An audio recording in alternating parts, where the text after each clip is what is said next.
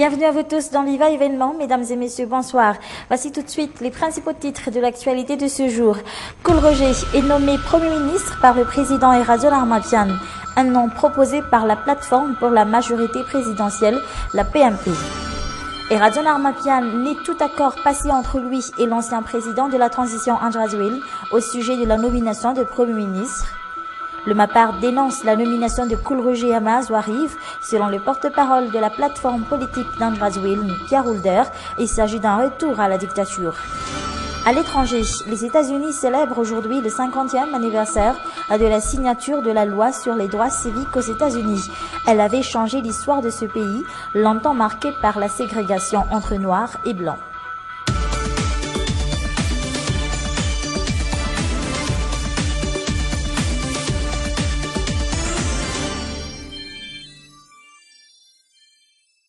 Après plus de 2 mois d'attente, Madagascar a enfin un Premier ministre. Il s'agit de Koul Roger.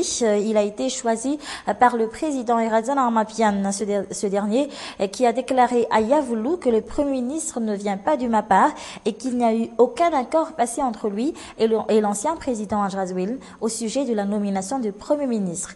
Mamboka Fechanian Enzarandiansou. Un Premier ministre qui peut collaborer avec lui, un candidat issu du parti majoritaire à l'Assemblée nationale, selon sa propre interprétation de l'article 54 de la Constitution. Tels sont donc les critères retenus par le président pour nommer au poste de Premier ministre le docteur Koul Roger. Pourquoi M. Koul Roger? Parce que je crois qu'aujourd'hui c'est lui qui mérite d'être le Premier ministre. C'est vrai qu'il y a beaucoup de propositions, mais je pense qu'il a des atouts qui me permettent de dire aujourd'hui qu'il est la personne indiquée. 93 députés sur les 147 ont donc proposé le nom de Koul Roger au président. Selon toujours ses explications, il ne fait pas partie de la liste du MAPAR. Jusqu'à présent, le MAPAR n'a pas exprimé de manière officielle son soutien. J'espère bien, tout au fond de moi-même, que le MAPAR fera la démarche. Un homme de la réconciliation est ouvert. Le président espère avant tout que ce nouveau Premier ministre arrive à rassembler tous les partis politiques malgaches. Et quelques heures avant la nomination du Premier ministre à Yavulu, dans un avis publié ce jour même, la Haute Cour constitutionnelle précise que dans ses attributions consultatives, la HCC rend un avis motivé sur la base de la Constitution. Des avis non revêtus d'effets obligatoires et ne possédant pas une haute valeur juridique ainsi qu'une grande autorité morale. En d'autres termes, le président de la République n'est pas tenu de respecter l'article 54 de la Constitution sur la nomination du Premier ministre et c'est ce qu'il a fait ce jour en nommant un Premier ministre en dehors de la liste du MAPAR, majoritairement élu à Tsimbazaza. Joint par téléphone, justement, le porte-parole du MAPAR, Pierre Houlder, a déclaré que la nomination d'un Premier ministre en dehors du cadre constitutionnel marque le retour de la dictature à Madagascar. L'article 54 de la Constitution n'a pas été respecté selon toujours Pierre Houlder. Le président veut gérer tout seul le pays, a-t-il déclaré, joint par téléphone aujourd'hui. Le CAED, ou le Contact d'action et action pour l'efficacité de l'état de droit, a également réagi à cette nomination de Premier ministre. Ces juristes estiment que l'article 54 de la Constitution n'a pas été respecté dans son ensemble. C'est un reportage de Armi Saragoudbe et d'Unzarandiansou. L'article 54 de la Constitution n'a pas été appliqué en toute transparence, selon le CAED, cette association de juristes prônant l'effectivité de l'état de droit à Madagascar. Le président ne convainc pas lorsqu'il a déclaré cet après-midi que sa décision a été prise dans le respect de cet article. Les juristes du CAED rejettent la notion de majorité prise par le chef de l'État. Avoir 93 députés dans son camp ne veut pas dire avoir la majorité à l'Assemblée nationale. La loi est déjà claire à ce sujet. Chaque député ne peut pas proposer de nom. La nomination doit partir des propositions du parti ou groupe de partis majoritaires. Et nous constatons qu'il n'y a pas de transparence dans la nomination. Ainsi donc, le débat sur la nomination du Premier ministre n'est pas près de se terminer. La décision du président de la République pourrait avoir des conséquences plus tard sur l'application de la Constitution.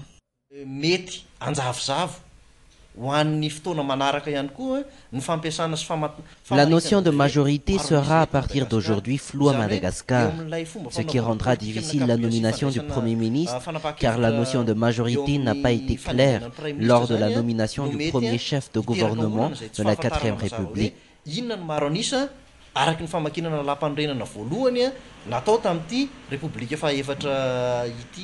Dans son histoire, c'est la première fois que Madagascar dispose d'un article dans la Constitution pour gérer la nomination du chef de gouvernement. L'ambassadeur de France à Madagascar, François Goldblatt, a aussi réagi à la nomination du Premier ministre sur son compte Twitter aujourd'hui.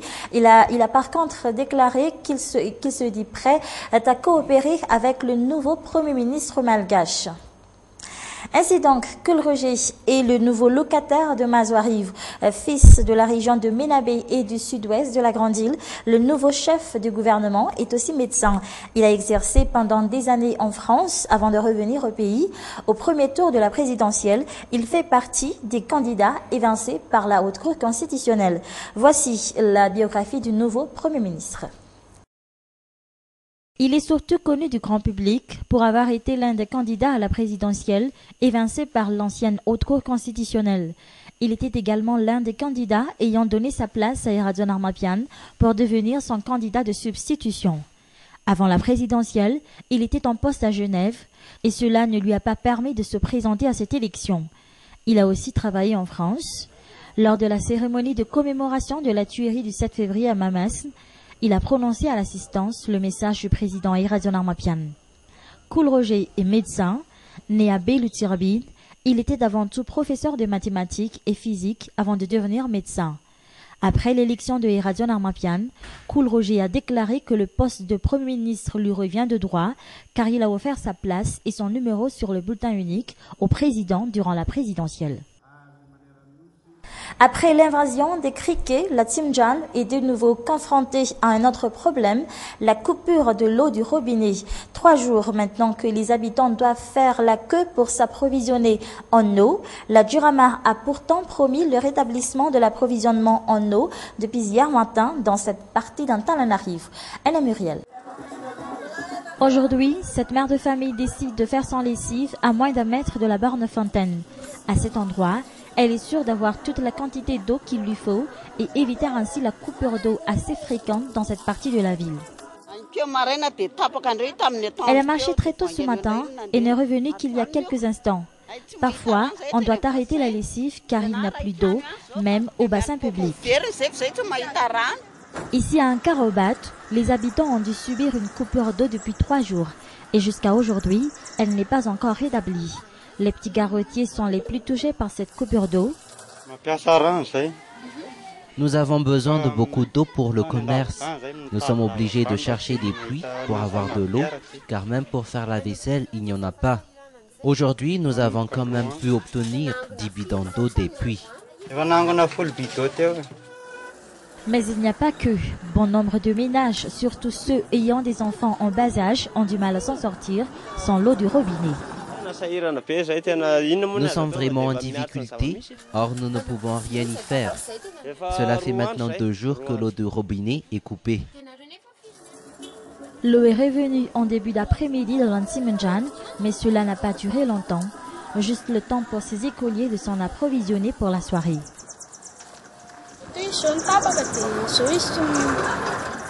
L'eau a été coupée ce matin et c'est maintenant qu'elle fonctionne. Hier, interrogée sur cette coupure d'eau, la Jurama a pourtant déclaré que l'approvisionnement en eau dans cette partie de la ville aurait dû être revenu à la normale depuis hier matin. Les dégâts sont énormes, ce qui nécessite également des grands travaux de réhabilitation. Ce n'est qu'hier que ces travaux ont pris fin. Ce qui n'est pourtant pas le cas en réalité. Ce jour, dans les quartiers d'Andouaranfoot jusqu'à Mbwanzebe, l'eau du robinet ne marche pas encore. Et dans les actualités internationales, il y a 50 ans, le président américain Lyndon Johnson signait un texte qui allait changer l'histoire du pays. La loi sur les droits civiques mettant fin à la ségrégation entre noirs et blancs. Barack Obama a déclaré que c'est le travail de son prédécesseur qui lui a permis de devenir lui-même président. Il a donc rendu un vibrant hommage au président américain Lyndon Johnson. Reportage de France 24. Barack et Michelle Obama dans les bras d'un vétéran du mouvement des droits civiques, John Lewis. Dans un discours prononcé dans la bibliothèque présidentielle Lyndon B. Johnson, Barack Obama a rappelé la révolution qu'a représenté la signature de la loi sur les droits civiques, le Civil Rights Act, par le président Johnson il y a 50 ans. Mais il a aussi demandé à ses concitoyens de rester vigilants car il existe toujours des divisions dans la société américaine.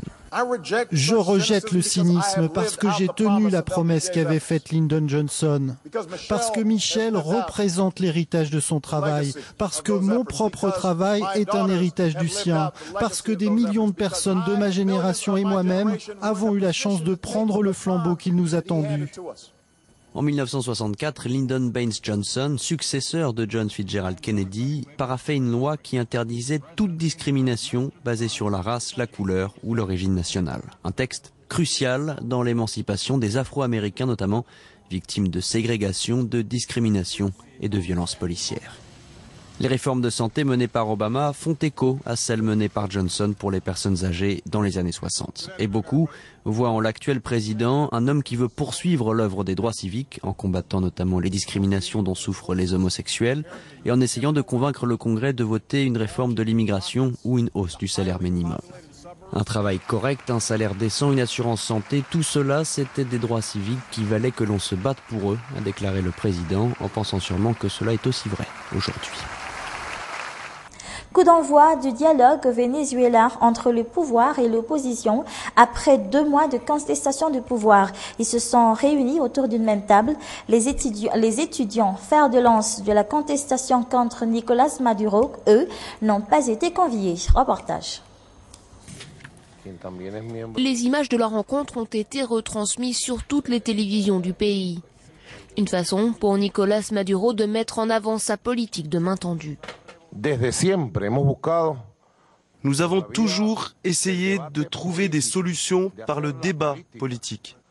Et pour résoudre les conflits, nous avons toujours donné la parole à chaque courant de pensée dans le pays.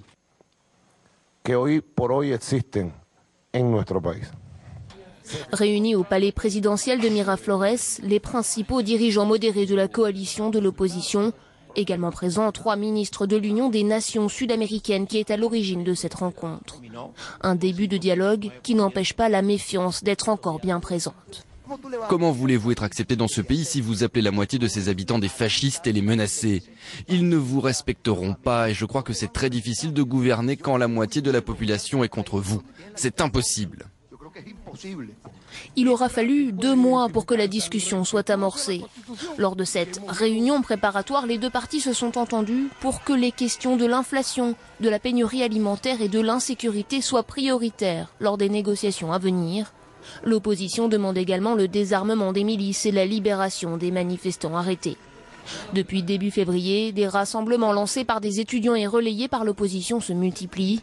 Les violences en marge de ces mobilisations ont fait plusieurs dizaines de morts, la majorité par arme à feu. C'est la fin de ce journal. Merci à vous de l'avoir suivi jusqu'à la fin. Excellente soirée en notre compagnie. Au revoir.